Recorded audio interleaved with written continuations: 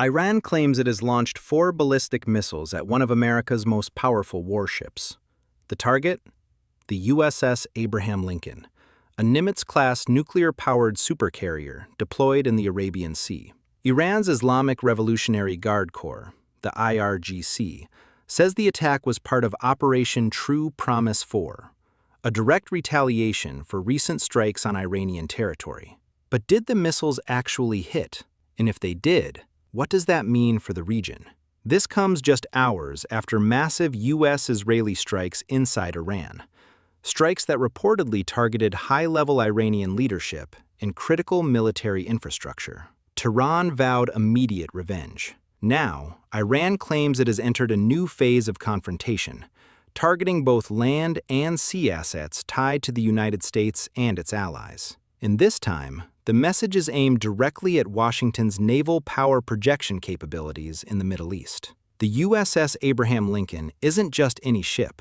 It's a 100,000-ton floating airbase, one of the most sophisticated weapons platforms ever built. It carries over 75 aircraft, including F-35C Lightning II stealth fighters, F/A-18 Super Hornets, EA-18G Growler electronic warfare jets, E-2D Advanced Hawkeye surveillance aircraft, and MH-60 helicopters. The ship doesn't sail alone. It's the centerpiece of an entire carrier strike group, a naval task force specifically designed to project power and defend against threats. That strike group includes Arleigh Burke-class destroyers equipped with the Aegis combat system, guided missile cruisers, attack submarines, and support vessels. These destroyers carry SM-3 and SM-6 interceptor missiles, capable of shooting down ballistic missiles in their terminal phase. They have layered missile defense systems, advanced radar that can track hundreds of targets simultaneously, electronic warfare capabilities that can jam enemy guidance systems, and combat air patrols operating overhead 24 hours a day. In simple terms, the USS Abraham Lincoln and its strike group are built to survive exactly this kind of threat. So what actually happened? Iranian state-linked media outlets claim that 4 ballistic missiles were fired at the carrier. Video is circulated on social media allegedly showing missile launches. Iranian officials declared the operation a success. But as of now, there is no US confirmation, no satellite imagery showing damage, no battle damage assessment released by the Pentagon, no acknowledgement from US Central Command of a successful hit. US officials have only confirmed that air defense systems engaged incoming threats in the region. That's standard language for intercepting missiles before they reach their targets. If a supercarrier had been struck by even one ballistic missile, it would mark the first direct hit on such a vessel in modern naval history. It would be a potentially catastrophic escalation that would dominate every news cycle worldwide. So why hasn't the US confirmed or denied the strike? There are a few possibilities. First, the missiles may have been intercepted. Carrier strike groups are protected by multiple overlapping layers of defense. Long-range SM-3 interceptors can engage ballistic missiles in space. Medium-range SM-6 missiles can hit threats at lower altitudes. Close-in weapon systems, like the Phalanx CIWs, provide last-ditch protection. Second, the missiles may have missed. Hitting a moving aircraft carrier at sea is extraordinarily difficult. The ship is traveling at 30 knots, constantly maneuvering, protected by jamming and decoys.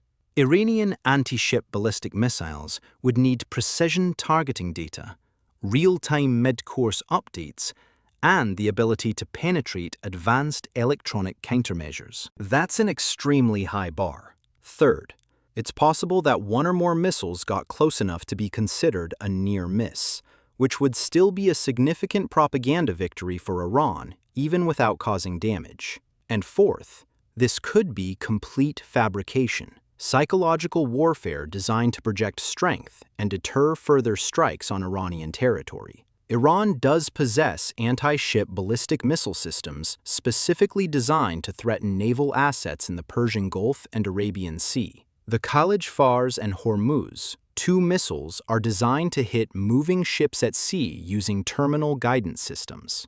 But using them against a U.S. carrier strike group is a different challenge entirely. The defenses are layered, redundant, and constantly active. The probability of a successful hit is low, but not zero, and that's what makes this situation so dangerous. If the claim is exaggerated or entirely false, it's still effective messaging. It tells the United States that Iran is willing to directly target American military assets, not just regional proxies. It signals escalation.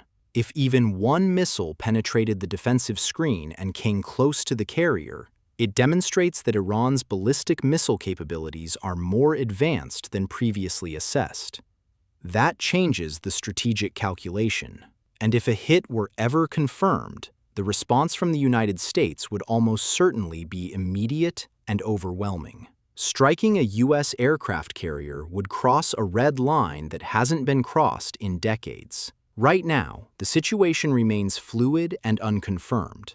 Iran says it struck America's most visible symbol of naval power. Washington has not confirmed it. No independent verification exists. In a region already on edge after reported strikes on high-level Iranian leadership, even an unverified claim like this raises the stakes dramatically. The broader question isn't just whether the missiles hit, it's what this moment represents. Are we witnessing the beginning of direct military confrontation between Iran and the United States? Or is this calculated messaging designed to deter further strikes while avoiding full-scale war? The answer may depend on what happened in the skies over the Arabian Sea, and whether those missiles hit their target or were stopped before they could. For now, one thing is clear. The risk of miscalculation has never been higher, and in a region where tensions have been building for years, a single incident, real or fabricated, could be the spark that changes everything. The question now is simple. Was this retaliation or messaging? And how far are both sides willing to go before someone decides enough is enough?